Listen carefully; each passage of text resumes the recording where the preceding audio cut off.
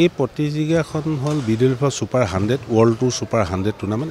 এবাৰ আমি দ্বিতীয়বাৰৰ কাৰণে কৈছোঁ আৰু এইবাৰ আমাৰ ইয়াত টোটেল 23খন কাণ্ট্ৰি আহিছে আৰু এৰাউণ্ড 350 পাৰ্টিচিপেণ্টছ আহিছে আৰু চাইনাৰ পৰা বৃহৎ 32জনীয়া এটা টীম আহিছে আৰু এই টুৰ্ণামেণ্টখন এইবাৰ এইকাৰণেই বেছি ভাল হৈছে যে যোৱাবাৰ তেওঁলোকে ইমান ভাল পালে টুৰ্ণামেণ্টখন তেওঁলোকে প্লেয়াৰখিনি ফেচিলিটি বিচাৰে mainly একমোডেশ্যন transport food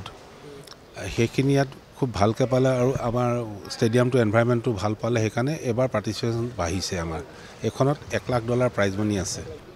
star player এইখন টুৰ্ণামেণ্ট একচুৱেলি কি হয় ষ্টাৰ প্লেয়াৰখিনি মেণ্ডেটৰী থাকে তেওঁলোকে ছুপাৰ টুৰ 1000 750 আৰু 500 তাৰমানে তেওঁলোকে এইখনত পইণ্টছটো অলপ কম সেইকাৰণে তেওঁলোকে এইখন নেখেলে কাৰণ এজন প্লেয়াৰে এবছৰত মেক্সিমাম 15খন টুৰ্ণামেণ্ট খেলিব পাৰে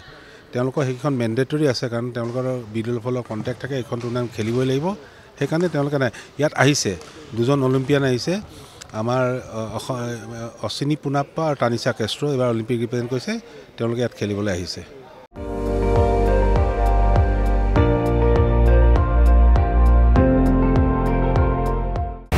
আপুনি চাই আছে ND24 সৰ্বশ্ৰেষ্ঠ নহয় সৰ্বোত্তমৰ দৌৰ